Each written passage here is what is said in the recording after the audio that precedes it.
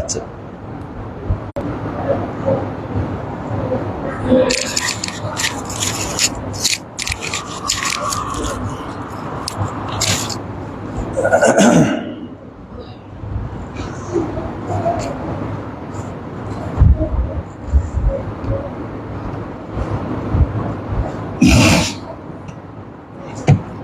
إن الحمد لله نحمده ونستعينه ونستغفره ونعوذ بالله من شرور أنفسنا ومن سيئات أعمالنا من يهده الله فلا مضل له ومن يضلل فلا هادي له وأشهد أن لا إله إلا الله وحده لا شريك له وأشهد أن محمدا عبده ورسوله صلى الله عليه وعلى آله وصحبه وسلم تسليما كثيرا يا أيها الذين آمنوا اتقوا الله حق تقاته ولا تموتن إلا وأنتم مسلمون يا أيها الناس اتقوا ربكم الذي خلقكم من نفس واحدة وخلق منها زوجها وبث منهما رجالا كثيرا ونساء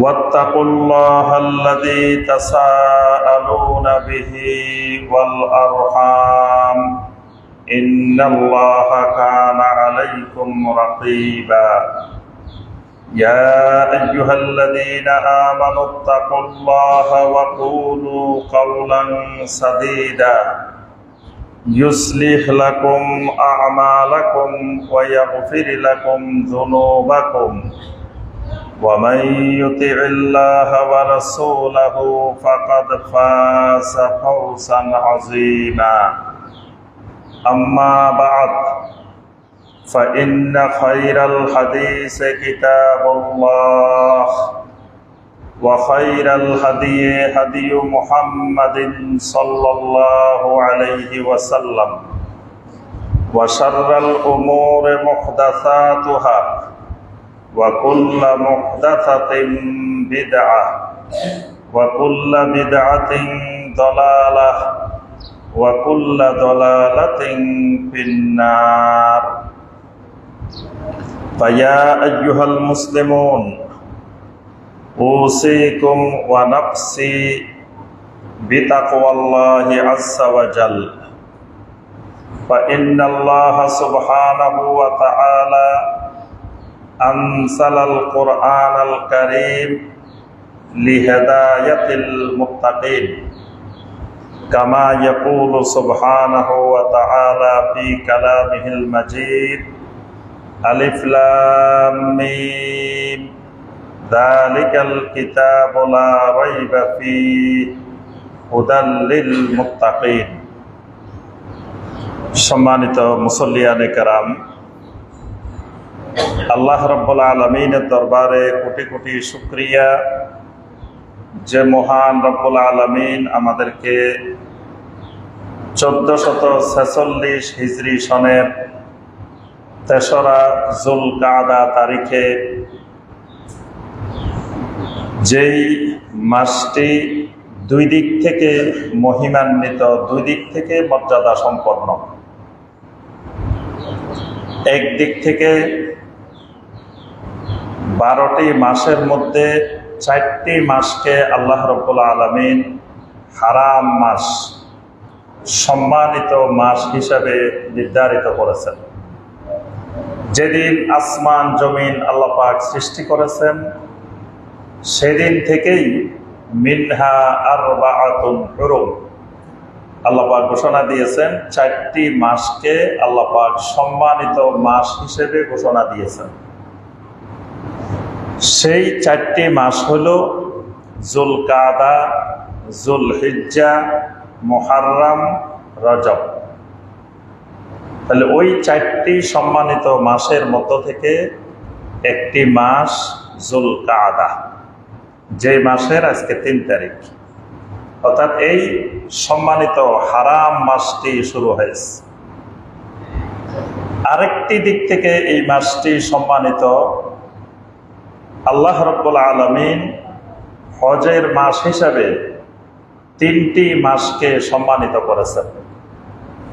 কোরআনে কারিমে আল্লাহ পাক ঘোষণা দিয়েছেন, আল হাজ্জু আশহুরুম মা'লুমাত, হজ হলো সুনির্দিষ্ট কয়েকটি মাসে। এই সুনির্দিষ্ট মাস হলো 3টি, শাওয়াল, জুলকাদা, জুলহিজ্জা। এই কারণে কেউ যদি শাওয়াল মাসে উমরা করে, জুলহিজ্জা মাসে গিয়ে হজ করে, তাহলে এটা তার হজ্জে তামাত্তু হয়। কিন্তু কেউ যদি রমাদান মাসে উমরা করে, হজের মাসে হজ করে, এটা হজ্জে তামাত্তু হয় না, কারণ রমাদান মাস হজের মাসের মধ্যে পড়ে নেই। শাওয়াল মাস থেকে হজের মাস শুরু হয়। আর বর্তমানে আমাদের যাতায়াত ব্যবস্থা সুবিধার কারণে হাজিরা শাওয়াল মাসে না গিয়ে জুলকাদা মাসের 1 তারিখ থেকে যাওয়া শুরু করেন। কিন্তু যে সময়ে যোগাযোগ ব্যবস্থা আরো কঠিন ছিল, সে সময় হাজিরা শাওয়াল মাসেই হজের উদ্দেশ্যে রওনা দিতেন। অর্থাৎ রমাদান শেষ হইতো, ঈদের দিনের পরদিন থেকেই সারা পৃথিবী থেকে হাজিরা আল্লাহর ঘরের উদ্দেশ্যে রওনা দিয়ে দিতেন। তো এখন যোগাযোগ ব্যবস্থা সুবিধার কারণে আমরা 1 জুলহিজ্জা তারিখে সারা পৃথিবী থেকে আল্লাহর মেহমানেরা আল্লাহর ঘরের উদ্দেশ্যে রওনা দেন। তো এই 3টি হজের মাস আশহুরুল হজ, তার মধ্যে জুলকাদা একটি মাস। তাহলে এই মাসটি 2 দিক থেকে সম্মানিত। একটি হলো আশহুরে হুরুম, সম্মানিত 4টি মাসের একটি মাস, যেই মাসগুলোতে মারামারি, ঝগড়াঝাটি, ফাসাদ এগুলো সব বন্ধ। এবং এই মাসগুলোর মর্যাদা জাহিলি যুগে আরবের মুশরিকেরাও এই মাসগুলোর মর্যাদা দিত। আরবের মুশরিকেরাও এই 4টি মাস আসলে তারা যুদ্ধ, বিগ্রহ, মারামারি সব বন্ধ করে দিত। তো এই 2 দিক থেকে মর্যাদা সম্পন্ন জুলকাদা মাসের প্রথম জুমআ, আল্লাহ রাব্বুল আলামিন আমাদেরকে উপস্থিত হওয়ার, জুমআর খুতবা পেশ করার, জুমআর খুতবা শোনার যে মহান রব্বুল আলামিন আমাদেরকে তৌফিক দিয়েছেন, সে মহান রব্বুল আলামিনের শুকর আদায় করি, আলহামদুলিল্লাহ।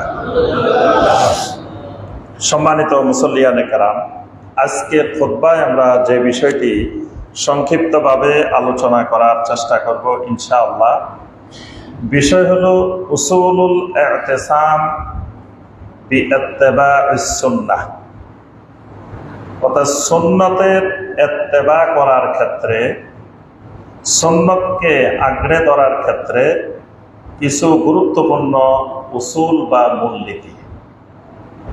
এই বিষয়ের উপরে আমরা আজকের খুতবায় আলোচনা করার চেষ্টা করব ইনশাআল্লাহ।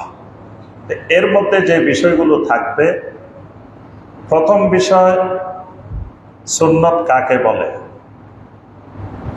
দ্বিতীয় বিষয় সুন্নতের ইত্তেবা কাকে বলে, তৃতীয় বিষয় সুন্নতের ইত্তেবা করলে আমাদের লাভ কি, না করলে ক্ষতি কি, চতুর্থ বিষয় সুন্নতের ইত্তেবা করার ক্ষেত্রে, সুন্নত মানার ক্ষেত্রে কিছু গুরুত্বপূর্ণ নীতিমালা, যে নীতিমালাগুলো না জানলে নাম হবে সুন্নি, কাম হবে শিরক, কাম হবে বেদাত।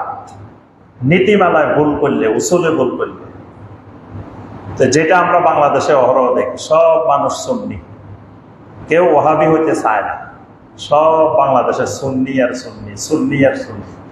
তো ভালো কথা, সুন্নি হইলে তো বাংলাদেশ বেদাত পালিয়ে যাওয়ার কথা, একটা বেদাত বাংলাদেশে খুঁজে পাওয়ার কথা ছিল না। কিন্তু দেখি সুন্নিও কোটি কোটি বেদাতেরও মহা সমারোহে দেশব্যাপী বেদাত আর বেদাত, বেদাত আর বেদাত। তাহলে উল্টা দেখা গেল কেন? মানুষ সুন্নি কিন্তু বাস্তবে সব বেদাত। কারণ হলো এরা সুন্নতের উসুল বুঝে নাই, সুন্নতের নীতিমালা বুঝে নাই। এই কারণেই সমস্যাগুলো দেখা দেয়। আর সালাফি মানহাজের দাওয়াতের মূল বিষয় দুইটা। আম জনতাকে এই দুটি জিনিসের বিষয় বারবার বারবার বারবার খালি বলতে হবে, বলতে হবে, বলতে হবে। একটি তাওহীদ আর একটি সুন্নাহ। এজন্য সালাফি মানহাজের দাওয়াতের বিষয়বস্তু তাওহীদ এবং সুন্নাহ, যেটা নবীওয়ালা দাওয়াত। সমস্ত আম্বিয়া আলাইহিমুস সালামের দাওয়াত ছিল ওয়া ইউআল্লিমুহুমুল কিতাবা ওয়াল হিকমাহ। কোরআনে কারিমে সূরা আল বাকারার 129 নম্বর আয়াত, সূরা আল জুমুআর 2 নম্বর আয়াত, যেখানে আল্লাহ পাক ইব্রাহিম আলাইহিস সালাম দোয়া করছিলেন, আল্লাহ পাক সেই দোয়া কবুল করছেন। 129 নম্বর আয়াতে ইব্রাহিম আলাইহিস সালামের দোয়ার কথা আল্লাহ পাক উল্লেখ করেছেন। যেই ভাষায় ইব্রাহিম আলাইহিস সালাম দোয়া করছেন সেই ভাষায় আল্লাহ পাক তুলে ধরছেন। আর সূরা আল জুমুআর 2 নম্বর আয়াতে আল্লাহ পাক সেটা কবুল করছেন, সেটার বাস্তব প্রতিফলন আল্লাহ দেখাইছেন, সেটার কথা বলছেন। তো সেখানে ইব্রাহিম আলাইহিস সালামের দোয়ার মধ্যে ইব্রাহিম আলাইহিস সালাম বলছেন, আল্লাহ এমন একজন রাসূল এই জনপদে পাঠান যে রাসূল ওয়া ইউআল্লিমুহুমুল কিতাবা ওয়াল হিকমা, দুনিয়ার মানুষকে কোরআন এবং সুন্নাহ, কিতাব এবং হিকমার তালিম দিবে। আবার আল্লাহ পাক বলছেন, আমি এমন একজন রাসূল পাঠাইছি যে রাসূল তোমাদেরকে কিতাব এবং হিকমা শিক্ষা দেবে। এজন্য তাওহীদ আর সুন্নাহ এটাই হলো আমাদের মৌলিক দাওয়াত। এজন্য এই দুইটার কথা বেশি বেশি বলতে হবে। তো অনেকে হয়তো বলতে পারে এরা মনে হয় আর কোনো বিষয়বস্তু খুঁজে পায় না, খালি তাওহীদ, খালি তাওহীদ, খালি সুন্নাহ, খালি সুন্নাহ, মনে হয় আর পৃথিবীতে কোনো বিষয় নেই, বাংলাদেশে মনে হয় আর কোনো সমস্যা নেই। আসলে বাংলাদেশে আর কোনো সমস্যা নেই, একটাও সমস্যা না। বাংলাদেশের সমস্যা এটাই, বাংলাদেশের মুসলিম তাওহীদ বুঝে না, সুন্নাহ বুঝে না। তাওহীদ বুঝলে, সুন্নাহ বুঝলে সমস্ত সমস্যার সমাধান এই তাওহীদ আর সুন্নাহর ভিতরেই আছে। এই দুটা বুঝলে বাংলাদেশের আর কোনো দ্বিতীয় কোনো সমস্যা নেই, এটাই একমাত্র সমস্যা। এজন্য বারবার বারবার বলতে হবে। আদম আলাইহিস সালামের পরে 1000 বছর পৃথিবীতে কোনো শিরিক ছিল না। 1000 বছর আল্লাহর এই জমিন শিরিক মুক্ত ছিল। তো যখন শিরিক মুক্ত, তখন ধরেন 900 বছর যখন গেছে, 800 বছর 900 বছর গেছে, তো তখন মানুষগুলো বলতেছে আর এই পৃথিবীতে তো শিরিকে নাই, তো খালি শিরিকের বয়ান দরকার আছে, তাওহীদের বয়ান দরকার আছে, আমরা তো সব আহলুত তাওহীদ। এই কথা বলি তারা তাওহীদের আলোচনা, শিরিকের আলোচনা একটু ঘাটতি দিছে, একটু অবহেলা করছে, আস্তে আস্তে ছেড়ে দিছে।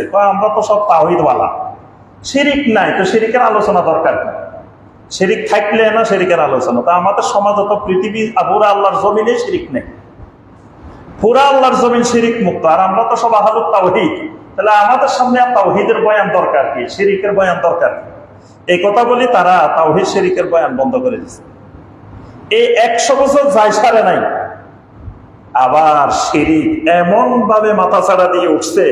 নূহ আলাইহিস সালাম যখন আসেন, খালি শিরিক আর শিরিক, শিরিক আর শিরিক, শিরিক আর শিরিক। ওই 100 বছর শুধু একটু ঢিল দিছে, আর শয়তান এই সুযোগটাই খুঁজে যে একটু তারা খালি তাওহীদ শিরিক বন্ধ করে। এজন্য দেখেন বাংলাদেশে ইসলামের কথা বলতেছে, ইসলামের কথা বলতেছে, কিন্তু কেউ তাওহীদের কথা বলে না, শিরিকের কথা বলে না।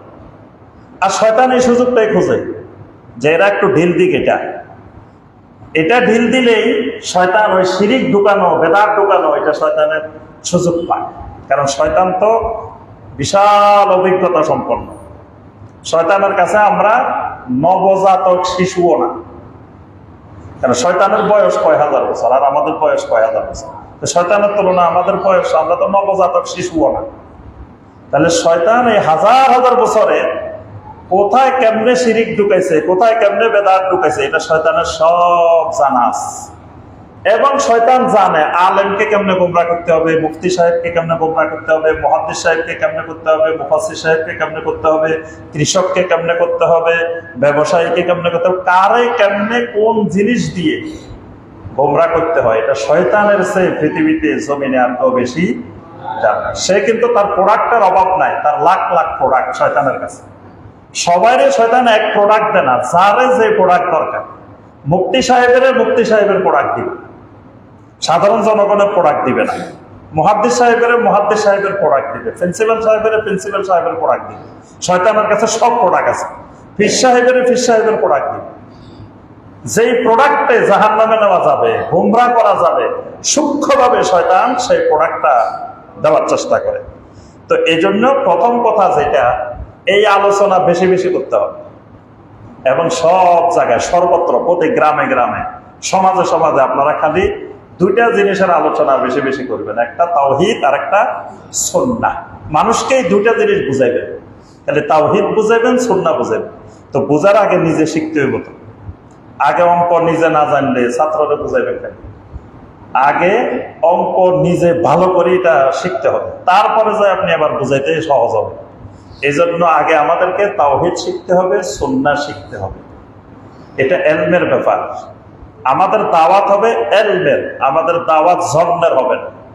ধারণামূলক কোনো দাওয়াত নাই। সালাফি মানাজে ধারণার কোনো স্থান নাই। জন একেবারে বাতিল, পুরাটাই বাদ। সূরা আল আনআমের 116 নম্বর আয়াতে আল্লাহ পাক বলছেন, ওয়া ইন তুতি আকসারা মান ফিল আরদি ইউদিল্লুকা আন সাবিলিল্লাহ ইয়াত্তাবিউনা ইল্লা য-জন ওয়া ইনহুম ইল্লা ইয়াখরুসুন। আল্লাহ পাক বলেন, পৃথিবীতে আপনি যদি, ও নবী, আপনি যদি অধিকাংশ মানুষের মতামত অনুসরণ করেন, তাহলে ইউদিল্লুকা আন সাবিলিল্লাহ, এই অধিকাংশ মানুষের মতামত আপনাকে আল্লাহর রাস্তা থেকে গোমরা বানিয়ে দিবে। অধিকাংশ মানুষ, বেশি মানুষ কি করে এটা দেখা যাবে না, এটা দেখতে আল্লাহ নিষেধ করছেন, নবীকে পড়া নিষেধ করছেন। পৃথিবীর অধিকাংশ মানুষ কি করে, কি বলে, এইটা আপনি কখনো দেখবেন না। দেখলে ইউদিল্লুকা আন সাবিলিল্লাহ, তারা আপনাকে আল্লাহর রাস্তা থেকে গোমরা করে ফেলবে। তো সুতরাং সমাজের 99 জন একদিকে, আমি একা একদিকে। এই জন্য আব্দুল্লাহ ইবনে মাসউদ রাদিয়াল্লাহু তাআলা আনহু বলেন, জামাত কাকে বলে? জামাত। তা আব্দুল্লাহ ইবনে মাসউদ রাদিয়াল্লাহু তাআলা আনহুকে সাহাবায়ে কেরাম জিজ্ঞাসা করলেন, আচ্ছা জামাত তার একটা সংজ্ঞা দেন আমাদেরকে, যে জামাত কি? কারণ নবী সাল্লাল্লাহু আলাইহি ওয়াসাল্লাম অনেক হাদিসে জামাতবদ্ধ জীবন যাপন করতে বলছেন, তাহলে জামাতটা কি আমাদেরকে একটু বুঝাই দেন। তখন আব্দুল্লাহ ইবনে মাসউদ রাদিয়াল্লাহু তাআলা আনহু বললেন যে জামাত হলো আল জামাআতু মা ওয়াফাকাল হক ওয়া ইন কুনতা ওয়াহদাক। জামাত হলো যেটা হকের অনুকূলে, যদিও তুমি একজন হও না কেন। অনেকে মনে করতে পারে জামাত হইতে হইলে তো মানুষ বেশি লাগবে, জামাতবদ্ধ হওয়া মানে মানুষ 50 জন, 100 জন, 1000, 1 লাখ একত্রিত হইলে না জামাত। কিন্তু আব্দুল্লাহ ইবনে মাসউদ বললেন, না, এটার নাম জামাত না। জামাতে তুমি একজন এক জামাত হইতে পারো, কারণ তোমার সমাজে সব শিরিক করে, শিরিক মুক্ত একজনও নাই, তুমি একজন আছো, তো একজনে এক জামাত। যেমন নবী রাসূলেরা যখন আসছিলেন পুরা সমাজ শিরিকওয়ালা, একজন নবী খালি তাওহীদওয়ালা, তো এক নবী এক জামাত। তার একজন উম্মত নাই, অনেক নবী কিয়ামতের ময়দানে দাঁড়াবেন, একজন উম্মত তাদের নেই। তো উনার তো জামাত কায়েম হয়েছে কেমনে? উনি একাই জামাত। এই জন্য আব্দুল্লাহ ইবনে মাসউদ রাদিয়াল্লাহু তাআলা আনহু বলেন, জামাত হলো যেটা হক, হকের উপরে থাকা, এটাই জামাত, যদিও তুমি একজন হও না কেন। ওয়া ইন কুনতা ওয়াহদাক, একজনে এক জামাত। এই জন্য প্রথম কথা যে আমাদেরকে তাওহীদ এবং সুন্নাহ এটা নিয়ে, এটা বোঝা জানা, এটার দাওয়াত ব্যাপক আকারে করতে হবে। সমাজে আমি একজন হই না কেন, আমি একজনে এক জামাত। তারপর আমরা মূল বিষয়গুলো আসি, সময় কম, আমরা একেবারে সংক্ষেপে একটু একটু বলবো। এগুলো আমাদের জানা জিনিস, বারবার আমরা আলোচনা করি, আমাদের ইউটিউবে অনেক আলোচনা এই বিষয়গুলোর উপরে। তো প্রথম কথা, সুন্নাহ কাকে বলে? সুন্নাহ কি? বাংলাদেশের মানুষের কাছে সুন্নাহটা স্পষ্ট না। প্রথম সুন্নাহই বুঝে না, 1 নম্বর কথা। সুন্নাহ কাকে বলে? বাংলাদেশের মানুষ মনে করে দাড়ি রাখা সুন্নত, বাস কত সুন্নত পালন করে না, তো দাড়ি না রাখলে অসুবিধে। এজন্য দেখবেন অনেক মানুষ দাড়ি রাখে না, মনে করছে এই সুন্নতে বুঝে নেই। দাড়ি রাখার সুন্নত কথাটা ঠিক আছে, কিন্তু সুন্নত যে কি সেটাই তো সে বুঝে নেই। তারপরে বলে, কেউ কেউ মনে করে শুধু মেসওয়াক করা সুন্নত, কেউ কেউ মনে করে শুধু টুপি দেওয়া সুন্নত, কেউ জুব্বা পরা সুন্নত, হ্যাঁ, কেউ কেউ মনে করে যে এই বিষয়গুলো এগুলো কিছু জিনিস আমল করাকে সুন্নত মনে করে। এর বাহিরে তারা সুন্নত বোঝে না। মূলত সুন্নত বলতে ইসলামে কয়েক ধরনের জিনিসকে ইসলামে সুন্নাহ বলা হয়। সুন্নাহ পরিভাষাটা কয়েকটা জিনিসের জন্য ব্যবহার করা হয়। প্রথম যেটা সুন্নাহ সেটা হলো কুল্লু মা জাআ ফিল কিতাবে ওয়া আহাদিস রাসূলিল্লাহি সাল্লাল্লাহু আলাইহি ওয়াসাল্লাম। কোরআনে কারিমে যা আছে, নবী সাল্লাল্লাহু আলাইহি ওয়াসাল্লামের হাদিসে, সহিহ হাদিসে যা আছে, এটার নাম সুন্নাহ। পুরা কোরআন সুন্নাহ। নবী সাল্লাল্লাহু আলাইহি ওয়াসাল্লামের যত হাদিস আছে সবগুলোর নাম সুন্নাহ। কোরআন হাদিসে যা আছে এটার নাম সুন্নাহ। এটা হলো 1 নম্বর কথা। তাহলে সুন্নতের অনুসরণ করা মানে কোরআন অনুসরণ করা, নবী সাল্লাল্লাহু আলাইহি ওয়াসাল্লামের হাদিস অনুসরণ করা, এটার নাম সুন্নাহ। এটাকে নবী সাল্লাল্লাহু আলাইহি ওয়াসাল্লাম বলছেন, ফামান রাগিবা আন সুন্নতি ফালাইসা মিন্নি। যেই ব্যক্তি আমার সুন্নত থেকে বিমুখ হবে সে আমার উম্মতেরই অন্তর্ভুক্ত নয়, উম্মত থেকে বাইর হয়ে যাবে। এখন এই সুন্নত মানে যদি মনে করেন মেসওয়াক করার সুন্নত, তাহলে মেসওয়াক করা নাই উম্মত থেকে বের হয়ে যাবে না। এই সুন্নত মানে ফামান রাগিবা আন সুন্নতি, এই সুন্নত মানে কোরআন এবং হাদিসে যা আছে এটার নাম সুন্নাহ। এজন্য আম্মা জান আয়েশার কাছে এসে সাহাবায়ে কেরাম জিজ্ঞাসা করলেন, আমাদেরকে একটু রাসূল সাল্লাল্লাহু আলাইহি ওয়াসাল্লামের সিরাত বর্ণনা করেন। তখন আম্মা জান আয়েশা বললেন, কানা খুলুকুহু আল কোরআন। তোমাদেরকে আমি রাসূলের সিরাত কয়টা বলবো? আমার রাসূলের সিরাত কোরআন। কোরআন পড়ো, রাসূলের সিরাত জানো। কোরআন পড়ো, রাসূলের সিরাত জানো। কারণ কোরআনের প্রত্যেকটি আয়াতের সাথে রাসূলের একটা ঘটনা, একটা বিষয় সম্পৃক্ত আছে।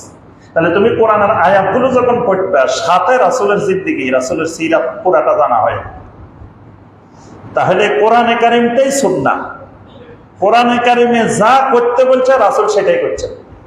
কোরআনের বাহিরে নবী সাল্লাল্লাহু আলাইহি ওয়াসাল্লাম একটা কদম দেন নাই, একটা কথা বলেন নাই, একটা কাজ করেন নাই। তাহলে পুরা কোরআনটাই সুন্নাহ। নবী সাল্লাল্লাহু আলাইহি ওয়াসাল্লামের যা হাদিস সবগুলো সুন্নাহ। এবার আসেন দ্বিতীয় আরেকটা সুন্নাহ। আরেকটা সুন্নাহ হলো, যখন কোরআনের সাথে সুন্নাহ আসবে তার অর্থ হবে নবী সাল্লাল্লাহু আলাইহি ওয়াসাল্লামের হাদিস। নবী সাল্লাল্লাহু আলাইহি ওয়াসাল্লামের যত হাদিস আছে এগুলার নাম সুন্নাহ। দেখবেন অনেকগুলো হাদিসের কিতাবের নাম সুনান। সুনানে আবু দাউদ, সুনানে তিরমিজি, সুনানে নাসাই, সুনানে ইবনে মাজাহ, সুনান, সুনানে দারিমি। সুনান মানে কি? সুনান তো সুন্নতের বহু বচন। তো এই গ্রন্থের মধ্যে যেগুলো আছে সেখানে লেখা আছে, আমরা দেখবেন বাংলা অনুবাদের মধ্যে হাদিস নম্বর 1, হাদিস নম্বর 2, হাদিস নম্বর এত, হাদিস নম্বর এত, হাদিস নম্বর এতগুলো হাদিস আছে। আমরা বলি যে এটা আবু দাউদের হাদিস, এটা তিরমিজির হাদিস, হাদিস বলি না। কিন্তু কিতাবের নাম কিন্তু হাদিস না, কিতাবের নাম হলো কি? সুন্নাহ। সুন্নাহর বহুবচন সুনান। কিতাবের নাম সুন্নাহ, ভিতরে হলো কি? হাদিস। এই সুন্নাহ মানে হাদিস। যেখানে কোরআনের সাথে সুন্নাহ বলা হবে সেখানে সুন্নাহ মানে হাদিস। যেমন নবী সাল্লাল্লাহু আলাইহি ওয়াসাল্লাম বলেন, নবী সাল্লাল্লাহু আলাইহি ওয়াসাল্লাম বিদায় হজে 3 বার ভাষণ দিয়েছেন। আরাফার ময়দানে 1 বার ভাষণ দিয়েছেন, মুজদালিফা 1 বার ভাষণ দিয়েছেন, আবার নবী সাল্লাল্লাহু আলাইহি ওয়াসাল্লাম মিনাতেও 1 বার খুতবা দিয়েছেন। তো নবী সাল্লাল্লাহু আলাইহি ওয়াসাল্লাম একটি খুতবার মধ্যে বলেন, তারাকতু ফীকুম আমরাইন মা ইন ইতাসামতুম বিহিমা লান তাদিল্লু আবাদা। আমি তোমাদের কাছে এমন 2টি জিনিস রেখে যাচ্ছি, মা ইন ইতাসামতুম বিহিমা, এই 2টি জিনিসকে যদি দৃঢ়ভাবে শক্তভাবে তোমরা ধারণ করো, লান তাদিল্লু আবাদা, জীবনে কোনোদিন তোমরা গোমরাহ হবে না। সুবহানাল্লাহ। রাসূল সাল্লাল্লাহু আলাইহি ওয়াসাল্লাম বলেন, আমি তোমাদের কাছে দুইটা এমন জিনিস রেখে যাইতেছি, যেই দুইটা শক্তভাবে ধরলে লান তাদিল্লু আবাদা, জীবনে কোনোদিন তোমাদের গোমরাহ হওয়ার সম্ভাবনা নাই। তো কি সেই দুইটা? কিতাবাল্লাহি ওয়া সুন্নাতা নাবিয়্যিহি, একটা হলো আল্লাহর কিতাব, আর একটা হলো তার নবীর সুন্নাহ। এটা আল্লাহর কিতাব, তার নবীর সুন্নাহ। এই সুন্নাহ মানে হাদিস। আর হাদিসগুলো বলার দায়িত্ব আল্লাহ রাব্বুল আলামিন নবী সাল্লাল্লাহু আলাইহি ওয়াসাল্লামকে এই দায়িত্বটা ওয়াজিব করে দিয়েছেন, ফরজ করে দিয়েছেন। সূরা নাহলের 44 নম্বর আয়াত, ওয়া আনসালনা ইলাইকা যিকরা লিতুবায়্যিনা লিন-নাসি মা নুযিলা ইলাইহিম ওয়া আনসালনা ইলাইকা যিকরা, ও নবী আমি আপনার উপরে এই জিকির অবতীর্ণ করি। কেন করি? লিতুবায়্যিনা লিন-নাস, আপনি পৃথিবীর মানুষকে বয়ান করে দিবেন, বয়ান করবেন, ব্যাখ্যা করবেন, বুঝাই দিবেন। বয়ান মানে ব্যাখ্যা করা, বুঝাই দেওয়া। তো কি বুঝাইবেন? মা নুযিলা ইলাইহিম, তাদের জন্য যা নাজিল করা হয়। মানে আমি আল্লাহ বলছি ওয়া আকিমুস সালাহ, সালাত কায়েম করো। তো মানুষগুলা কেমনে সালাত কায়েম করবে? ফজরে কয় রাকাত করবে, যোহরে কয় রাকাত করবে, আসরে কয় রাকাত করবে? এটা তো আল্লাহ কোরআনে বলে দেন নাই। এটা বলে দিবে কে? রাসূলকে আল্লাহ দায়িত্ব দিচ্ছেন, আমি আপনার উপরে কোরআন নাজিল করি, এই জন্য আমি যেটা বর্ণনা করি, আদেশ দিই, নিষেধ করি, এটার বিস্তারিত বয়ান আপনি করে দিবেন। এবার রাসূল সাল্লাল্লাহু আলাইহি ওয়াসাল্লাম সালাত কেমনে কায়েম করতে হবে, কেমনে দাঁড়াইবেন, কেমনে রুকু করবেন, কেমনে সাজদা করবেন, কেমনে বৈঠক করবেন, কেমনে সালাম ফিরাবেন, সব বয়ান করে দিয়েছেন, ব্যাখ্যা করে দিয়েছেন। তো এই বয়ানটাই হাদিস। এই বয়ানটার নাম হলো সুন্নাহ। এই বয়ানের নাম সুন্নাহ। আরেকটা সুন্নাহ, সুন্নাহ মানে সহিহ আকীদা। সুন্নাহ মানে সহিহ আকীদা, মানে বিশুদ্ধ আকীদার নাম সুন্নাহ। আকীদা দুই রকমের, একটা সহিহ আকীদা, একটা বাতিল আকীদা। একটা বিশুদ্ধ আকীদা, একটা ভ্রান্ত আকীদা। প্রত্যেকটা জিনিসের দুইটা আকীদা আছে, প্রত্যেকটা জিনিসের দুইটা আকীদা। এই আকীদার কারণে ওই জিনিসটা বৈধ হয়, আকীদার কারণে ওই জিনিসটা অবৈধ হয়। প্রত্যেকটা জিনিসের সাথে দুইটা আকীদা জড়িত থাকে। তো যেটা সহিহ আকীদা, বিশুদ্ধ আকীদা, এটার নাম সুন্নাহ। এই জন্যই সাহাবায়ে কেরামদেরকে, তাবেঈনে কেরামদেরকে, তাবে তাবেঈনদেরকে বলা হয় আহলুস সুন্নাহ। আর আমরা যারা সাহাবায়ে কেরামের জামাতকে অনুসরণ করি, আমাদের নাম হলো আহলুস সুন্নাহ ওয়াল জামাআহ। আহলুস সুন্নাহর সাথে আরেকটা শব্দ আছে, আল জামাআহ। জামাত কেন? ওই আহলুস সুন্নাহর জামাতবদ্ধ আমরা। আহলুস সুন্নাহ কারা? মূল আহলুস সুন্নাহ সাহাবায়ে কেরাম। সাহাবায়ে কেরামদেরকে যারা কিয়ামত পর্যন্ত অনুসরণ করবে, এরা হলো ওয়াল জামাআহ। জামা মানে জামাতে সাহাবা। জামা মানে, জামাতের মধ্যে একটা আলিফ লাম আছে, এই আলিফ লামের অর্থ সাহাবায়ে কেরাম। এটাকে আলিফ লামে আহাদে জেহনি বলা হয়। তো অর্থাৎ এই আলিফ লামেরও একটা অর্থ আছে। আরবি ভাষায় 18 রকমের আলিফ লাম আছে, তোর মধ্যে একটা আলিফ লামে আহাদে জেহনি। ইয়াকুব আলাইহিস সালামকে ছেলেরা আসি বলতেছে, আব্বা আমাদের ছোট ভাইকে একটু আমাদের সাথে দেন, আমরা আমাদের সাথে যাইবো, খেলাধুলা করবো, বসে থাকবো। তো ইয়াকুব আলাইহিস সালাম বলতেছে, আখাফু আন ইয়াকুলাহু যিব, আরে আমার আশঙ্কা হচ্ছে আমার ইউসুফেরে বাঘে খাইবে। তো এরা তো মনে করছে বোনের বাঘ। এরা কয় না বাবা, বোনের বাঘে খাইতে দিব না, আমরা পাহারা দিব, এই করবো, আমরা এতগুলো বাই থেকে কেমনে খায়। আসলে ইয়াকুব আলাইহিস সালাম বোনের বাঘ বুঝায় নাই, ওই বাইর করে বুঝাইছে বাঘ। তো এখানে যে আলিফ লাম, এই আলিফ লামকে আরবি ভাষায় বলে আলিফ লামে আহাদে জেহনি। মানে যিনি বলে উনি বুঝে এখানে কি আলিফ লাম দ্বারা কি বোঝানো হচ্ছে। তো এই আল জামাআর যে আলিফ লাম, এটার দ্বারা যিনি আহলুস সুন্নাহর আকীদায় বিশ্বাসী, উনি বুঝে এই আলিফ লাম দ্বারা জামাতে সাহাবায়ে কেরাম। তাই সাহাবায়ে কেরামদেরকে আহলুস সুন্নাহ বলা হয় কেন? কারণ ওনাদের আকীদার মধ্যে যাররা পরিমাণ বাতিল আকীদা ছিল না, শতভাগ সহিহ আকীদা। এজন্য ওনাদেরকে বলা হয় কি আহলুস সুন্নাহ। আমরাও যারা কিয়ামত পর্যন্ত এই বিশুদ্ধ আকীদার অনুসারী, তাদেরকে আহলুস সুন্নাহ বলা হয়। আহলুস সুন্নাহ বলতে আমলের সুন্নাহ না, এখানে কিন্তু আকীদার সুন্নাহ। নবী সাল্লাল্লাহু আলাইহি ওয়াসাল্লাম যে বলছেন 73 ভাগে বিভক্ত হবে, কুল্লুহুম ফিন্নার ইল্লা মিল্লাতা ওয়াহিদা, সব গ্রুপ জাহান্নামে যাবে, সব মিল্লাত জাহান্নামে যাবে, একটা মিল্লাহ ইল্লা মিল্লাতা ওয়াহিদা, একটা মিল্লাত জান্নাতে যাবে। এই যে মিল্লাতটা, এই বিভক্তিটা 73, এটা কিন্তু আমলের বিভক্তি না। এই বিভক্তিটা হবে কিসের? আকীদার বিভক্তি। এই জন্য সুন্নাহ বললে আকীদাকে বোঝায়, সহিহ আকীদাকে বোঝায়। ইমাম আহমদ বিন হাম্বল রাহিমাহুল্লাহর ছেলে, জগৎ বিখ্যাত আলেম আব্দুল্লাহ বিন আহমদ বিন হাম্বল, তিনি জগৎ বিখ্যাত একটা আকীদার কিতাব লিখছেন। এই কিতাবের নাম কিতাবুস সুন্নাহ। কিতাবুস সুন্নাহ, ভিতরে কিতাবটা হলো আকীদার কিতাব। অর্থাৎ সাহাবায়ে কেরাম, তাবেঈনে কেরাম, তাবে তাবেঈনে কেরাম, তারা আকীদাকে সুন্নাহ বলতেন। নবী সাল্লাল্লাহু আলাইহি ওয়াসাল্লামের ওই হাদিসটা, আলাইকুম বিসুন্নতি ওয়া সুন্নাতিল খুলাফাইর রাশিদিন আল মাহদিয়্যিন। নবী সাল্লাল্লাহু আলাইহি ওয়াসাল্লামকে যখন সাহাবায়ে কেরাম বললেন আমাদেরকে একটু ওসিয়ত করেন, নবী সাল্লাল্লাহু আলাইহি ওয়াসাল্লাম বললেন, আমার পরে ফা ইন্নাহু মান ইয়াইশ মিনকুম বাদি ফাসায়ারা ইখতিলাফান কাসীরা, আমার পরে তোমরা দেখবে অনেক অনেক বিভক্তি, অনেক অনেক ইখতিলাফ, অনেক অনেক বিভক্তি। তখন তোমাদের করণীয় ফা আলাইকুম বিসুন্নতি, আমার সুন্নতকে শক্ত করে ধারণ করবে, ওয়া সুন্নাতিল খুলাফায়ের রাশিদিন আল মাহদিয়্যিন, হেদায়েত প্রাপ্ত খুলাফায়ে রাশিদিনের সুন্নতকে ধরবা। তো এখানে যে সুন্নত, এই সুন্নত মানে আকীদা, সহিহ আকীদা, বিশুদ্ধ আকীদা। তাহলে আকীদা কয় রকম, এই সুন্নাহ কয় রকমের পাইলাম? এই পর্যন্ত 3 রকমের পাইছি। একরকম কোরআন হাদিসে যা আছে সব সুন্নাহ, আরেক রকম নবী সাল্লাল্লাহু আলাইহি ওয়াসাল্লামের যত সহিহ হাদিস আছে এগুলোর নাম সুন্নাহ।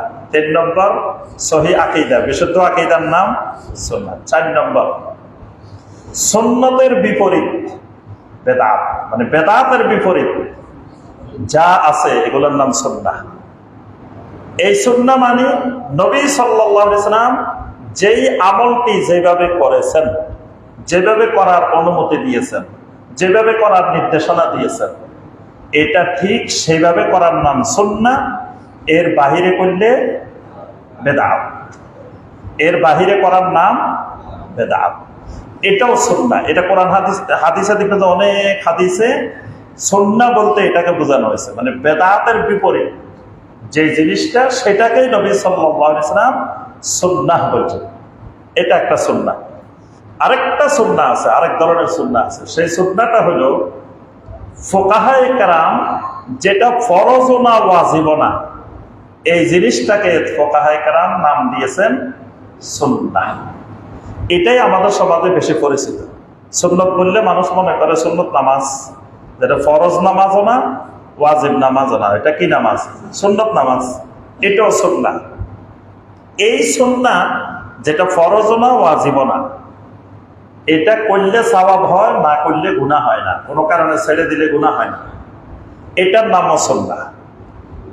এরকম অনেক ইবাদতের ক্ষেত্রে এটা আছে। দেখেন দাড়ি রাখা কোন সুন্নাহ? 5 প্রকারের মধ্যে, 5 প্রকারের মধ্যে দাড়ি রাখা সুন্নাহ। সেই সুন্নাহটা হলো কোরআন হাদিসে যা আছে সেটাই সুন্নাহ। অর্থাৎ এটা রাখা ফরজ, দাড়ি রাখা ফকিহদের দৃষ্টিতে ফরজ, কার মতে ওয়াজিব। কেউ এটাকে ফরজ বলছেন, কেউ এটাকে ওয়াজিব বলছেন। এটা ছেড়ে দিলে কবিরা গুনাহ হয়, এটা হারাম, একটা কবিরা গুনাহ। কিন্তু আপনি ওই যে ফিকহের যে সুন্নাত, নামাজের যে সুন্নাত, 5 নম্বরে যে সুন্নাত বললাম, ওই সুন্নাত ছেড়ে দিলে গুনাহ হয় না, কিন্তু এই সুন্নাত ছেড়ে দিলে কবিরা গুনাহ হয়। তাহলে বোঝা গেল সুন্নাত যখন বলা হবে তখন বুঝতে হবে এটা কোন ধরনের সুন্নাত। তা আমরা যে সুন্নাহ নিয়ে আলোচনা করব, এই সুন্নাহটা হলো কুল্লু মা জাআ ফিল কিতাবে ওয়া আহাদিসে রাসূলুল্লাহ সাল্লাল্লাহু আলাইহি ওয়াসাল্লাম। অর্থাৎ রাসূল সাল্লাল্লাহু আলাইহি ওয়াসাল্লামের সামগ্রিক উসওয়ায়ে হাসানাতার নাম সুন্নাহ। আমাদের আলোচনা ওই সুন্নাহ। আর যেটা খেলাফুল বেদাত, বেদাতের বিপরীত, এই সুন্নাহ। এবার আসেন সুন্নত মানাটা কি, সুন্নত অনুযায়ী জীবনযাপন করা কি। সুন্নত অনুযায়ী জীবনযাপন করা ফরজ, ফরজে আইন। সুন্নত অনুযায়ী জীবন যাপন করা একজন মুসলিমের জন্য ফরজে আইন। একজন মুসলিম প্রত্যেকটি সেক্টরে, প্রত্যেক জায়গায় তার নিয়মিত প্রতিনিয়ত কাজ সুন্নাহ খোঁজা, সুন্নাহ খোঁজা, সুন্নাহ খোঁজা, খালি সুন্নাহ খুঁজবে। আকীদা একটা বিশ্বাস করবে, আকীদা এটা সঠিকত্ব সুন্নাহ কিনা, মানে রাসূল সাল্লাল্লাহু আলাইহি ওয়াসাল্লাম সাহাবীরা এই আকীদা পোষণ করতেন কিনা, সে আকীদার ক্ষেত্রে সুন্নাহ খুঁজবে। আমল করতে গেলে সুন্নাহ খুঁজবে, জায়েজ খুঁজবে না। বর্তমানে অনেকে কয় মিয়া এটা তো অসুবিধা কি, এটা তো জায়েজ। তো মুমিনের কাজ জায়েজ খোঁজা না, মুমিনের কাজ সুন্নাহ খোঁজা, সুন্নাহ। প্রত্যেকটা আমলের ক্ষেত্রে সুন্নাহ খুঁজবে। মুমিন ব্যবসা করতে যাবে, সেখানে ব্যবসা বাণিজ্যের সুন্নাহ খুঁজবে। মুমিন মুআমালাত করবে, লেনদেন করবে, লেনদেনের ক্ষেত্রে সুন্নাহ খুঁজবে। মুমিন চাকরি করবে, চাকরির ক্ষেত্রে সুন্নাহ খুঁজবে।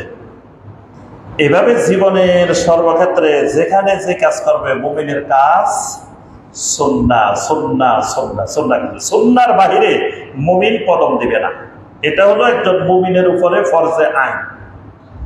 কেউ যদি সুন্নাহ বিমুখ হয়ে যায়, মানে সুন্নতের নিয়ে দরকার নাই, আর নিয়ে সুন্নত দিয়ে যে চলে না কি জমানা, কেউ আছে মাঝে মাঝে। আপনি যদি কোন ভাই এমনি খাওয়া সুন্নত, সব জায়গায় সুন্নত খুঁজলে হয়নি, সুন্নত দিয়ে মানুষ চলা যায়নি, এই লোকের ইমান চলে গেছে, এটা বললে ইমান ভেঙে যাবে, এটা কাফার হয়ে যাবে। কেউ যদি কোনো মুসলিম যদি বলে যে মিয়া সুন্নত সব জায়গায় সুন্নত সুন্নত করো কেন, সুন্নত দিয়ে সব জায়গায় চলা যায়নি, সব জায়গায় কি সুন্নত অনুযায়ী চলা যায়? সুন্নত অনুযায়ী এই দুনিয়া চলা সম্ভব না, এই লোক কাফের হয়ে গেছে, এই লোকের ইমান চলে গেছে। কারণ সে সুন্নাহ বিমুখ জীবন যাপন। যেই লোক তার আকীদার ক্ষেত্রে, আমলের ক্ষেত্রে, যে কোনো সব ক্ষেত্রে সুন্নাহ খোঁজে না, তার ইমান ভেঙে যাবে। এটা ইমান ভঙ্গের একটা কারণ। এটাকেই নবী সাল্লাল্লাহু আলাইহি ওয়াসাল্লাম বলেছেন, ফামান রাগিবা আন সুন্নতি ফালাইসা মিন্নি। যে আমার সুন্নাহ থেকে বিমুখ জীবন যাপন করবে, সে আমার উম্মতের অন্তর্ভুক্ত নয় এবং সে জান্নাতে যেতে পারবে না। নবী সাল্লাল্লাহু আলাইহি ওয়াসাল্লাম বলেন, কুল্লু উম্মতি ইয়াদখুলুনাল জান্নাতা ইল্লা মান আবা। আমার সব উম্মত জান্নাতে প্রবেশ করবে, সুবহানাল্লাহ। ইল্লা মান আবা, তবে ওই উম্মতগুলা জান্নাতে যাবে না যেগুলো জান্নাতে যেতে অস্বীকার করে। মানে যে জান্নাতে যেতে চায় না, সে জান্নাতে যেতে পারবে না। সাহাবায়ে কেরাম এটা সুবিধাজনক আকাশ থেকে ভাঙি পড়ছে।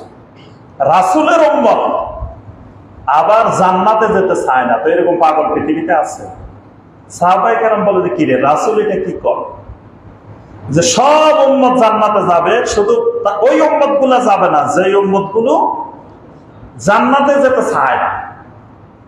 এবার সাহাবায়ে কেরামের একজন উঠেই সাহস করে জিজ্ঞাসা করলেন, ওয়ামাইয়া আবা ইয়া রাসূলুল্লাহ, হে আল্লাহ রাসূল সাল্লাল্লাহু আলাইহি ওয়াসাল্লাম, কে সে, কারা তারা যারা জান্নাতে যেতে চায় না? এই লোকগুলা কারা? তখন নবী সাল্লাল্লাহু আলাইহি ওয়াসাল্লাম বললেন, মান আতাআনি দাখালাল জান্নাহ ওয়া মান আসানি ফাকাদ আবা। যেই লোকগুলো জীবনের সকল ক্ষেত্রে আমার আনুগত্য করে, আমার সুন্নাহ ভিত্তিক জীবন যাপন করার চেষ্টা করে, এগুলাই হলো দাখালাল জান্নাহ, সুবহানাল্লাহ, এরাই জান্নাতে যাবে। ওয়া মান আসানি, যেই লোকগুলো আমার নাফরমানি করে, অবাধ্য হয়, অর্থাৎ সুন্নাহ খোঁজে না, সুন্নাহ মানতে চায় না, সুন্নাহ তার কাছে কোনো গুরুত্ব নেই, সুন্নতের কোনো গুরুত্ব নেই। নবী সাল্লাল্লাহু আলাইহি ওয়াসাল্লাম বলেন, ফাকাদ আবা, যেই লোক সুন্নতের গুরুত্ব দেয় না, তার অর্থ হলো হে জান্নাতে যেতে চায় না। যে লোকের কাছে সুন্নতের গুরুত্ব নাই, এই লোক জান্নাতে যেতে চায় না। এই জন্য ইমাম আহমদ বিন হাম্বল রাহমাতুল্লাহ আলাইহি বলেন, যদি কোনো মানুষকে দেখো সুন্নত নামাজ পড়ে না, ফরজ পড়ে দৌড়তে খালি প্রতিদিন, সুন্নত নামাজ একবারে পড়ে না, ইমাম আহমদ বিন হাম্বল রাহমাতুল্লাহ আলাইহি বলেন, এই লোকের কোনো সাক্ষী তোমরা গ্রহণ করিও না। এই লোকের আদালতে কোনো সাক্ষী গ্রহণযোগ্য হবে না, কারণ এই লোক সুন্নত নামাজ ছেড়ে দেয়। যে লোক সুন্নত নামাজ ছেড়ে দেয়, তার কাছে সুন্নতের গুরুত্ব নাই। সুন্নত বড় ছোট নাই, সুন্নত সুন্নত, এটা বড় সুন্নত, এটা ছোট সুন্নত। অনেকে বলে, আরে মিয়া এগুলো নিয়ে আপনারা এমন করেন কেন, এগুলো ছোটখাটো সুন্নত। এই সুন্নতের ছোটখাটো বলা, এটাও সুন্নতের প্রতি ইহানত, সুন্নতের সাথে বেয়াদবি। সুন্নতের কোনো ছোট নাই, আল্লাহর জমিনে সুন্নত সবচেয়ে বড়। এবং একটা মেসওয়াক, ছোট্ট একটা মেসওয়াক ধরেন আপনার পকেটে আছে, এই একটা মেসওয়াক মানে আপনার কাছে একটা কারামত। আপনি একজন আল্লাহর ওলি, এবং ওলির একটা কারামত আপনার মধ্যে আছে। 10টা সুন্নত আছে, 10টা কারামত আছে। 50টা সুন্নত আছে, 50টা কারামত আছে। 100টা সুন্নত আছে, আপনি 100টা কারামতওয়ালা আল্লাহর ওলি। এক একটা সুন্নত এক একটা কারামত। এটাকে আহলুস সুন্নাহ ওয়াল জামাতের আকীদা হলো কারামাতুল আউলিয়া হাক্কুন, আউলিয়াদের কারামত হক। তা আমাদের দেশে ব্যাখ্যা হয়েছে আউলিয়াদের কারামত মানে অলৌকিক অস্বাভাবিক কোন কর্মকাণ্ড দেখাই দে, এটারে মানুষ কারামত মনে করে। তো অস্বাভাবিক কর্মকাণ্ড যদি কারামত হয়, দাজ্জালের চেয়ে অস্বাভাবিক কর্মকাণ্ড পৃথিবীতে কে বেশি দেখায়? দাজ্জালের থেকে বেশি পর্যন্ত কেউ দেখাইতে পারে না। তাহলে দাজ্জাল তো বড় কারামতওয়ালা ওলি, বাগদাদ থেকে আসবো আর ওই দিক থেকে আসবো, তাহলে বাগদাদের ওলি। তার অর্থ হলো অস্বাভাবিক কর্মকাণ্ড দেখানোর নাম ওলি না, কারামত না। সাহাবায়ে কেরাম ছিলেন লক্ষাধিক, যদি একজনের একটা অস্বাভাবিক কর্মকাণ্ড হইতো তা হাদিসের মধ্যে লক্ষের উপরে খালি সাহাবায়ে কেরামের কারামত আসতো। কারণ সাহাবায়ে কেরামের কথা কাজ এগুলো হাদিস, হাদিসের মধ্যে সাহাবায়ে কেরামের কর্মকাণ্ড, তাদের কাউল, তাদের ফেল, তাদের তাকরীরও আসছে। ধরেন একজন সাহাবীর জীবনে একটা অস্বাভাবিক কর্মকাণ্ড করছে, তাহলে লক্ষের উপরে সাহাবী, তো লক্ষাধিক কারামত খালি হাদিসের কিতাবে আসে। কিন্তু সাহাবায়ে কেরামের এরকম অল্প কয়েকটা অস্বাভাবিক ঘটনা ছাড়া আর তেমন কোনো ঘটনা হাদিসের মধ্যে পাওয়া যাবে না। তার অর্থ হলো এটার নাম কারামত। কারামত হলো রাসূলের সুন্নত, সুন্নত এক একটা কারামত। তা এখন কেউ যদি সুন্নত বিমুখ হয় তার ঈমান থাকবে না, এটা ঈমান ভঙ্গের কারণ। তাহলে সুন্নত মানা ফরজে আইন। আল্লাহ সুবহানাহু ওয়া তাআলা সূরা আল আরাফের 170 নম্বর আয়াতে আল্লাহ পাক বলছেন, ওয়াত্তাবিউহু লাআল্লাকুম তাহতাদুন, আমার নবীর সুন্নতের ইত্তেবা করো, তাহলেই তোমরা হেদায়েত পাবে। এখানে আল্লাহ পাক ফরজ করে দিয়েছেন ওয়াত্তাবিউহু, আমার নবীর সুন্নতের ইত্তেবা করো। এই আল্লাহর নির্দেশ, আমর, এটা ফরজ। সূরা আলে ইমরানের 31 নম্বর আয়াত, কুল ইন কুনতুম তুহিব্বুনাল্লাহা ফাত্তাবিউনি ইউহিব্বুকুমুল্লাহু ওয়া ইয়াগফির লাকুম যুনুবাকুম। ও নবী, আপনি বলে দিন, যদি তোমরা আল্লাহকে ভালোবাসতে চাও, মহব্বত করতে চাও, ফাত্তাবিউনি, তাহলে আমার ইত্তেবা করো, অর্থাৎ আমার সুন্নতের অনুসরণ করো। সুন্নতের অনুসরণ করলে তোমার একসাথে অনেকগুলা লাভ। ইউহিব্বুকুমুল্লাহ, আল্লাহ রাব্বুল আলামিন তোমাকে মহব্বত করবেন, ভালোবাসবেন। সুবহানাল্লাহ, তুমি আল্লাহর মহব্বতের মানুষ হয়ে যাবে। ওয়া ইয়াগফির লাকুম যুনুবাকুম, আল্লাহ পাক তোমার সবগুলা গুনাহ ক্ষমা করে দিবেন। সুবহানাল্লাহ, সুন্নাত মানলে আল্লাহ ভালোবাসবেন, আল্লাহ সুবহানাহু ওয়া তাআলা গুনাহগুলা ক্ষমা করে দিবেন। তাহলে গুনাহ মাফের বড় মাধ্যম নবী সাল্লাল্লাহু আলাইহি ওয়াসাল্লামের সুন্নতের ইত্তেবা।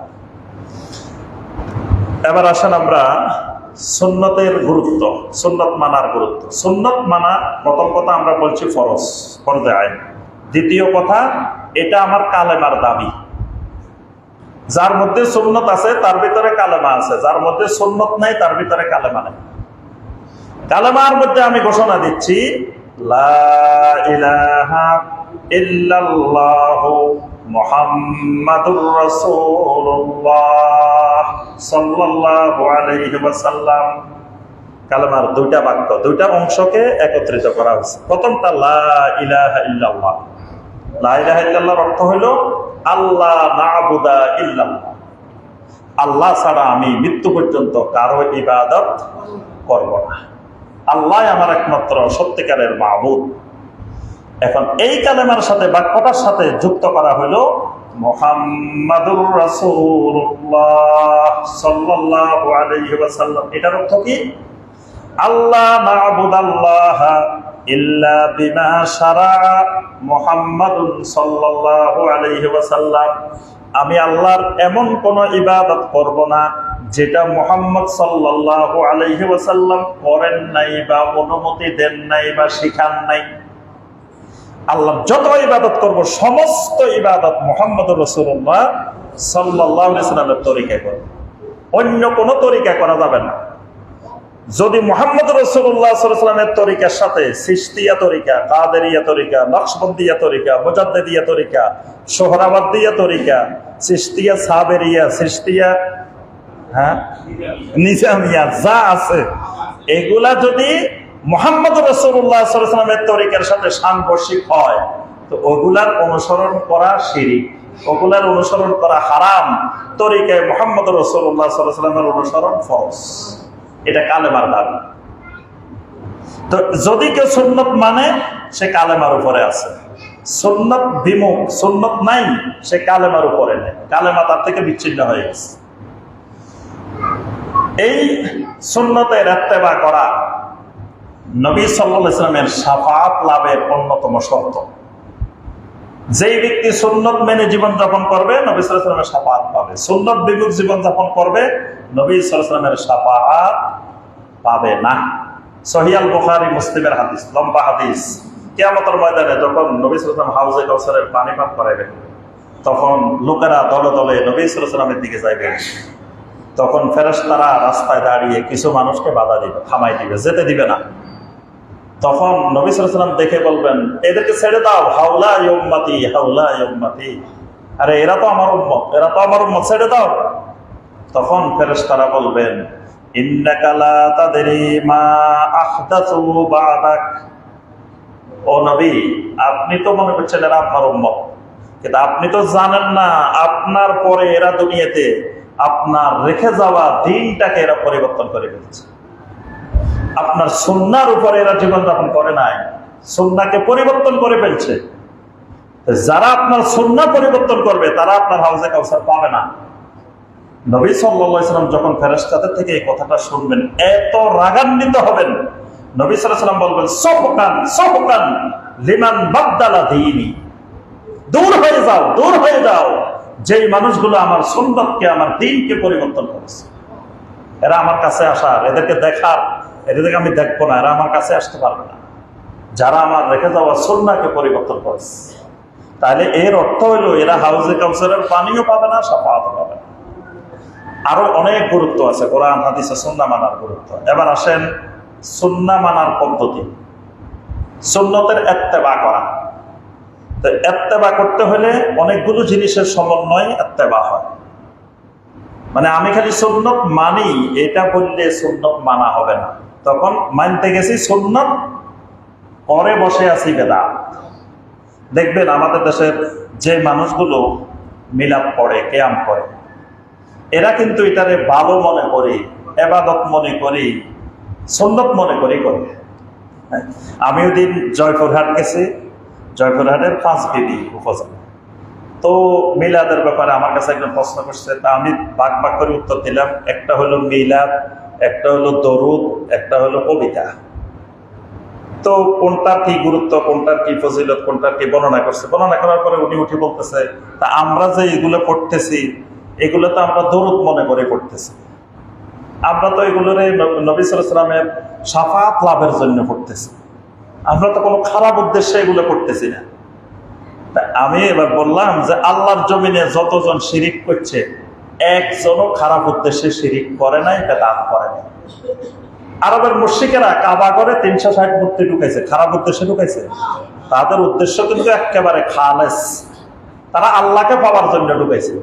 তাদেরকে নবী সাল্লাল্লাহু আলাইহি ওয়াসাল্লাম জিজ্ঞাসা করছেন যে তোমরা এগুলোর ইবাদত করো কেন? তারা উত্তর দিছে কি, ইল্লা লিয়ুকাররিবুনা ইলাল্লাহি যুলফা, সূরা জুমারের 3 নম্বর আয়াত, যে এরা আমাদেরকে আল্লাহর মুকাররাবিন বানাই দিবে।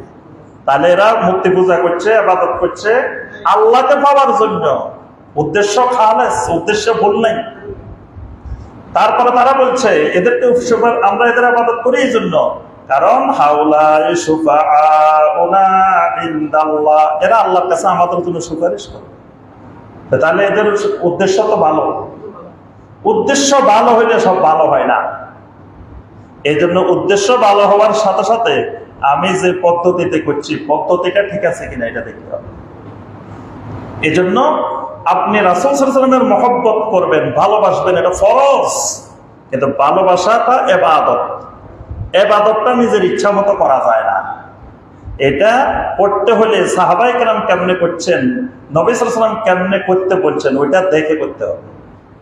তা আমি বলতেছিলাম যে সুন্নত মানার জন্যই দেখবেন যে সবাই আগ্রহী, কেউ বলে না যে আমি সুন্নত মানি না বা সুন্নত মানতে চাই না, কিন্তু সুন্নত মানতে গিয়ে বেদাত করে, শিরিক করে বসে থাকে। কেউ যদি এই মিলাদের মধ্যে দাঁড়িয়ে যায় ইয়া নবী সালাম আলাইকা বলে, সে শিরিক করে, তার ইমান ভেঙে যাবে। এবং এইরকম ইমামের পিছনে নামাজ পড়া যাবে না। যে ইমাম দাঁড়ায় যায় ইয়া নবী সালাম আলাইকা বলে, এই ইমামের পিছনে নামাজ হবে না, কারণ সে শিরিক করছে, তার ইমান ভেঙে গেছে। যতদিন না সে তওবা করে ফিরে আসে। কারণ দাঁড়িয়ে যাওয়ার অর্থ কি? দাঁড়িয়ে যাওয়ার অর্থ হলো সে নবী সাল্লাল্লাহু আলাইহি ওয়াসাল্লামকে এখানে হাজির বিশ্বাস করছে, হাজির নাজির বিশ্বাস করছে। এখানে আল্লাহ সুবহানাহু ওয়া তাআলার ইলম হাজির নাজির, আল্লাহর কুদরত হাজির নাজির, আল্লাহর দৃষ্টি হাজির নাজির। রাসূল সাল্লাল্লাহু আলাইহি ওয়াসাল্লাম যদি হাজির নাজির হয়, আল্লাহর সাথে শিরিক, আল্লাহও হাজির, রাসূলও হাজির। এই জন্য তো সে দাঁড়াইছে। না দাঁড়াইছে কেন? সে আত্তাহিয়াতুর মধ্যে দরুদ পড়ছে, সালাম দিছে, বসে বসে পড়ছে না? আত্তাহিয়াতুর মধ্যে আসসালামু আলাইকা আইয়ুহান নাবিয়্যু ওয়া রাহমাতুল্লাহি ওয়া বারাকাতুহু, রাসূলকে সালাম দিছে না? দাঁড়া দাঁড়া দিছে না, বসে বসে দিছে? এ যদি কয় যে দাঁড়াই দিতে হইব, তা আত্তাহিয়াতু তো বসা যাবে না, দাঁড়ায় দাঁড়ায় আত্তাহিয়াতু পড়া লাগবে। তারপরে আল্লাহুম্মা সাল্লি আলা মুহাম্মাদ ওয়া আলা আলি মুহাম্মাদ দরুদ পড়তেছে বসে বসে। সে যদি দাঁড়ানোই জরুরি হয়, তাহলে তো আত্তাহিয়াতু আর বসা যাবে না, এটা দাঁড়ায় দাঁড়ায় করতে হবে দরুদ আত্তাহিয়াতু। তার অর্থ হলো, যে কথাটা বলছিলাম সেটা হলো সুন্নতের সিস্টেম না জানার কারণে, উসুল না জানার কারণে বেদাত করে, শিরিক করে বসে আছে। আমাদের সময়ও কম, তো সংক্ষেপে আমি শুধু দুই একটা উসুল আপনাদেরকে একটু ইঙ্গিত দিব, আমরা বাকি উসুলগুলো জানার চেষ্টা করব, বোঝার চেষ্টা করব। প্রথম কথা, সুন্নতের ইত্তেবা করতে হলে একটা জিনিস খেয়াল রাখতে হবে, সুন্নতের ইত্তেবা করতে হয় দুই ভাবে। একটাকে বলে ফেলিয়া, একটাকে বলে তারকিয়া। এটা সুন্নত মানার এক নম্বর উসুল। সুন্নত মানার এক নম্বর উসুল হলো ফেলিয়া তারকিয়া। মানে এটা আপনি সহজে বুঝবেন সূরা আল হাশরের ৭ নম্বর আয়াত, ওয়ামা আতাকুমুর রাসূলু ফাখুযুহু ওয়ামা নাহাকুম আনহু ফান্তাহু। আমার রাসূল তোমাদেরকে যা করতে বলেন সেটা করো, যে যা ছাড়তে বলেন ছাড়ো। তাহলে একটা বলেন নাই, রাসূল করতে বললে করো, এটা বলেন নাই। সাথে বলছেন কি, যেটা ছাড়তে বলেন সেটা ছাড়ো। তাহলে করার নামও সুন্নত, ছাড়ার নামও সুন্নত। খালি করলে সুন্নত হয় না, অনেকে মনে করে করলে সুন্নত। লাউ খাইছে, মনে করছে লাউ খাইলে সুন্নত। সে তো বুঝে নাই যে অনেক কিছু ছাড়লেও সুন্নত, বিড়ি সিগারেট ছেড়ে দেওয়াও সুন্নত, এটা বুঝে নাই। সে লাউ খাওয়ার সুন্নত বুঝছে, কিন্তু আল্লাহ পাক এখানে একসাথে দুইটা বলছে, ওয়ামা আতাকুমুর রাসূল ফাখুযুহু ওয়ামা নাহাকুম আনহু ফান্তাহু। এই জন্য সুন্নত মানতে গেলে এক নম্বরে বুঝতে হবে ফেলিয়া তারকিয়া। রাসূল যেখানে করছেন সেখানে করার নাম সুন্নত, যেখানে করেন নাই সেখানে না করার নাম সুন্নত। তো কিছু কিছু সম্মানিত জাহেল ভাই আছে সমাজে, সম্মানিত জাহেল ভাইরা কি বলে যে আচ্ছা রাসূল করেন নাই, ভালো কথা, রাসূল কি করতে মানা করছে? এরকম কিছু সম্মানিত জাহেল আছে সমাজে। এটা হলো জাহালত, মূর্খতা। রাসূল যদি নিষেধ করে দিতেন সেটা সুন্নত বেদাতের মধ্যে আসতো না, সেটা সরাসরি হারামের মধ্যে চলে যেত। রাসূল নিষেধ করেন নাই, কিন্তু রাসূল নিজে করেনও নাই বা করার অনুমতিও দেন নাই, এটার নাম বেদাত। যেমন ধরেন 5 ওয়াক্ত সালাতের আযান, নবী সাল্লাল্লাহু আলাইহি ওয়াসাল্লাম 4 জন মুয়াজ্জিন ছিল রাসূলের, 4 জন মুয়াজ্জিন। এই 4 জনকে বলা হয় মুয়াজ্জিনু রাসূলিল্লাহ সাল্লাল্লাহু আলাইহি ওয়াসাল্লাম। এরা রাসূল সাল্লাল্লাহু আলাইহি ওয়াসাল্লামের মুয়াজ্জিন। 2 জন মসজিদে নববীতে, 1 জন মসজিদে হারামে, 1 জন মসজিদে কুবা। এই 4 জন মুয়াজ্জিন, এই 4 জনে রাসূলের মুয়াজ্জিন। তো এই মুয়াজ্জিনদেরকে নবী সাল্লাল্লাহু আলাইহি ওয়াসাল্লাম 5 ওয়াক্ত সালাতের আযান দিতে নির্দেশ দিয়েছেন। কিন্তু দেখেন ঈদের নামাজ পড়ি বছরে 2 বার, এখানে ঈদের নামাজে আযান নাই, জানাজার নামাজে আযান নাই, ইস্তিসকার নামাজে নাই, কুসুফের নামাজে, খুসুফের নামাজে, এগুলোর মধ্যে আযান নাই। তো ওগুলো তো নামাজ। এখন কেউ যদি মনে করে যে এখানে আজান নাই ভালো কথা, রাসূল দেন নাই ভালো কথা, আমি দিলে অসুবিধে, রাসূলকে মানা করছে আজান দিও না, তা আমি দিলে অসুবিধা কি? এই দিলে অসুবিধাটাই হলো বেদাত, হবে জাহান্নামে যাওয়া লাগে। কারণ রাসূল এখানে করেন নাই বা করতে নির্দেশ দেন নাই। রাসূল জীবনে কতবার ঈদের নামাজ পড়ছে, কিন্তু একবারও ঈদের নামাজের আজান দিতে বলেন নাই। তাহলে যেখানে দিছেন সেখানে দেওয়ার নাম সুন্নাত, যেখানে আজান দেন নাই সেখানে আজান না দেওয়া সুন্নাত। আব্দুল্লাহ ইবনে আব্বাস রাদিয়াল্লাহু তাআলা আনহুমা মুয়াবিয়া রাদিয়াল্লাহু তাআলা আনহুর সাথে হজে গেছেন একসাথে। তো মুয়াবিয়া রাদিয়াল্লাহু তাআলা আনহু হজে গিয়ে আল্লাহর ঘরে 4টা কোণ, 4 কোণে হাত দিয়ে দিয়ে স্পর্শ করতেছে।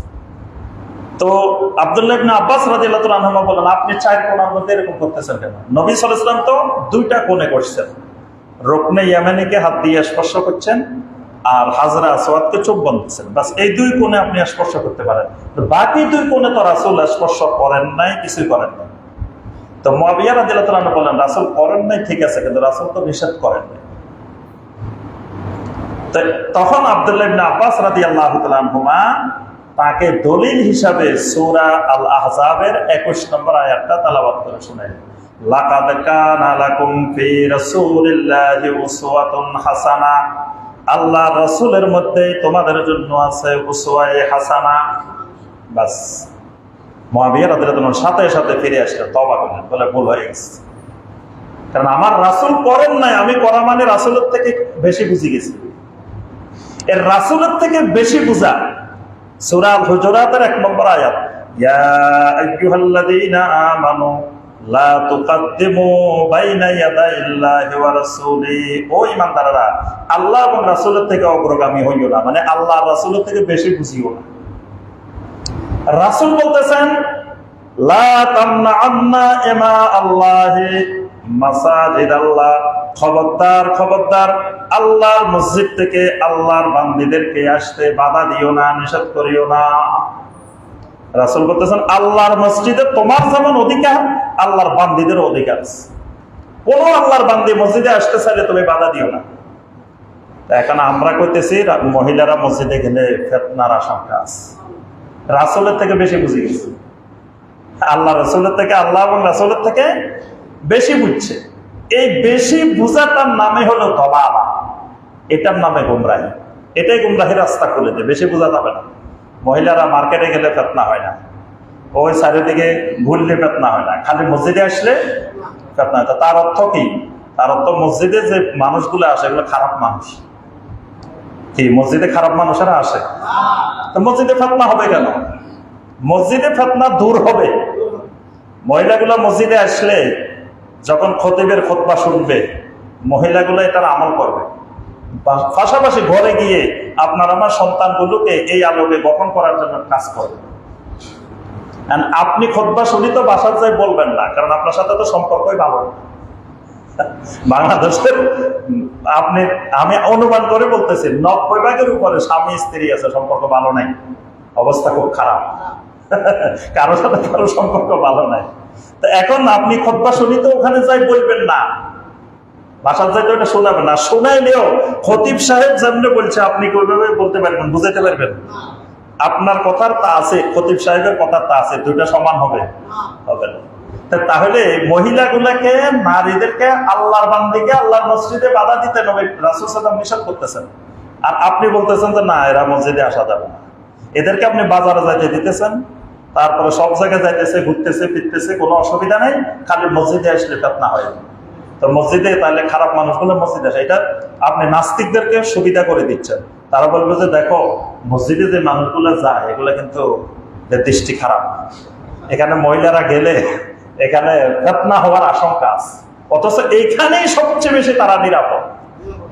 দোকানে গেলে চা খাওয়াইবো আর আপার সাথে কত রকমের গল্প, মিষ্টি মিষ্টি গল্প, সেখানে সে নিরাপদ না, অন্য জায়গায় সে নিরাপদ না।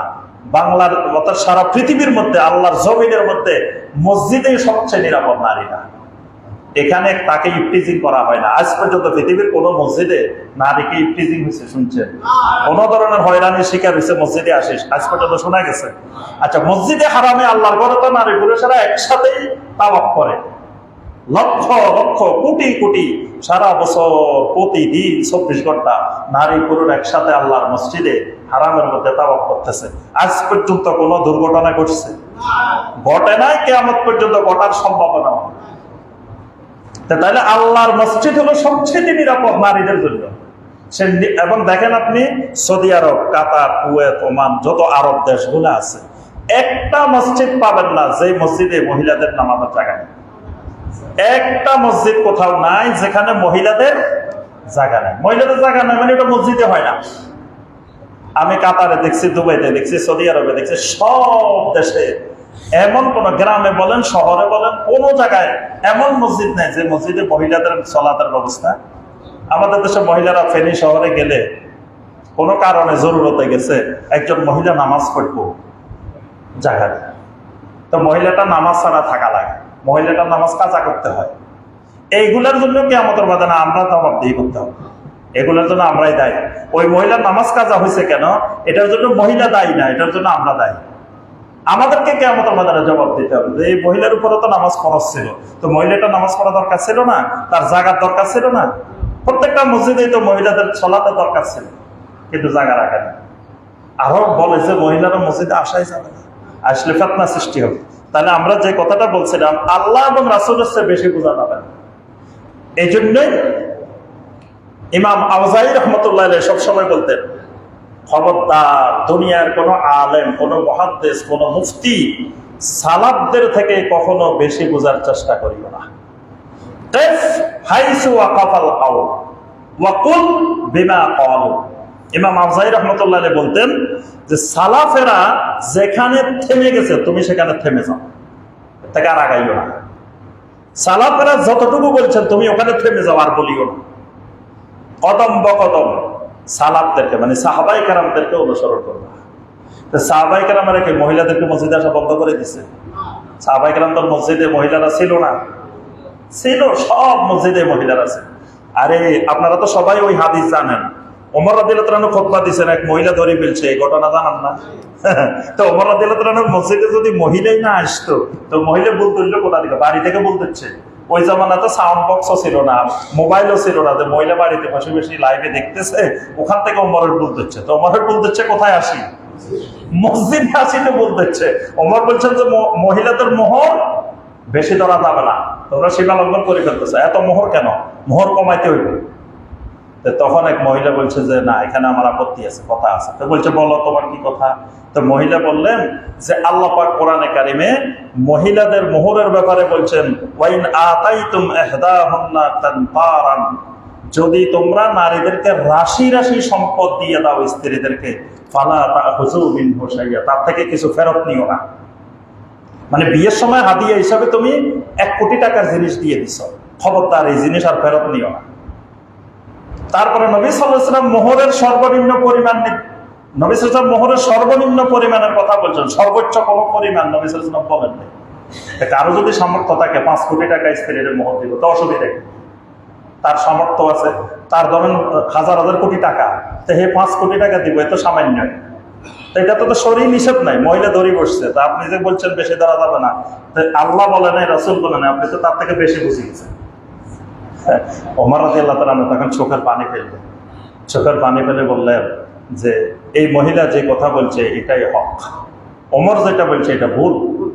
আর বললেন আমি আল্লাহর প্রশংসা করতেছি, ওই আল্লাহ যেই আল্লাহ আমার মুসল্লি, আমার থেকে বড় ফকিহ মুসল্লি আল্লাহ আমারে দিয়ে দিয়েছে। ওমর বলছে এটা আমার জন্য সৌভাগ্যের ব্যাপার যে আমার মুসল্লি আছে আমার থেকে বড় ফকিহ, মানে আমার থেকে বড় আলেম যদি আমার মুসল্লি থাকে, এটা আমার জন্য গর্বের বিষয়, আনন্দের বিষয়। আমার ভুল হইলে উনি আমার সংশোধন করে দিবেন। তো ওমর বললেন যে এমন মুসল্লি ওমরের পিছনে সালাত আদায় করে যারা আফকাহু মিন ওমর, ওমরের চেয়ে বড় ফকিহ। সুবহানাল্লাহ। তাহলে আমি বলছিলাম এই মহিলা ভুল ধরল কোথা থেকে? মসজিদে আসতে দেখি তো ওখানে ভুল ধরছে, খুতবা শুনি তো ভুল ধরছে, কথা বলছে। এজন্য আমরা সুন্নতের ইত্তেবা করব, আল্লাহ এবং রাসূলের থেকে বেশি বুঝবো না। সবসময় রাসূল যেখানে যতটুকু করছেন সেটা করার নাম সুন্নত, যেখানে করেন নাই সেটা না করার নাম সুন্নত। তা আজকে এই পর্যন্তই। আল্লাহ রাব্বুল আলামিন আমাদের সবাইকে জীবনের সর্বক্ষেত্রে সুন্নতের পরিপূর্ণ ইত্তেবা করার আল্লাহ পাক তৌফিক দান করুন। আকুলু কাওলি হাযা ওয়া আস্তাগফিরুল্লাহ লি ওয়া লাকুম ফাস্তাগফিরু ইন্নাহু হুয়াত তাওয়াবুর রাহিম। ইন্নাল হামদালিল্লাহ নাহমাদুহু ওয়া নাস্তাঈনুহু ওয়া নাস্তাগফিরুহু ওয়া আশহাদু আল লা ইলাহা ইল্লাল্লাহু ওয়াহদাহু লা শারীকা লাহু ওয়া আশহাদু আন্না মুহাম্মাদান আবদুহু ওয়া রাসূলুহু। আল্লাহুম্মা সাল্লি আলা মুহাম্মাদিন নাবিয়্যিল উম্মি ওয়া আজওয়াজিহি উম্মাহাতিল মুমিনিন ওয়া যুররিয়্যাতিহি ওয়া আহলি বাইতিহি কামা সাল্লাইতা আলা আলি ইব্রাহিম ইন্নাকা হামিদুম মাজিদ। اللهم ارحم على جميع الصحابة الكرام رضوان الله تعالى عليهم أجمعين، خصوصا منهم على الخلفاء الراشدين المهديين، منهم على أبي بكر وعمر وعثمان وعلي رضي الله تعالى عنهم ومن تبعهم بإحسان إلى يوم الدين. اللهم أعز الإسلام والمسلمين، اللهم أعز الإسلام والمسلمين، اللهم أذل الشرك والمشركين، اللهم أذل الشرك والمشركين، اللهم أنزل بأسك الذين لا ترده عن القوم المجرمين، اللهم أنجل المستضعفين من المؤمنين، اللهم أنجل المظلومين من المؤمنين، اللهم اشدد وطأتك على الظالمين। রব্বুল আলামিন আমাদের সালাত, আমাদের খুতবা, আমাদের সকল ইবাদতকে আপনি কবুল ও মঞ্জুর করেন।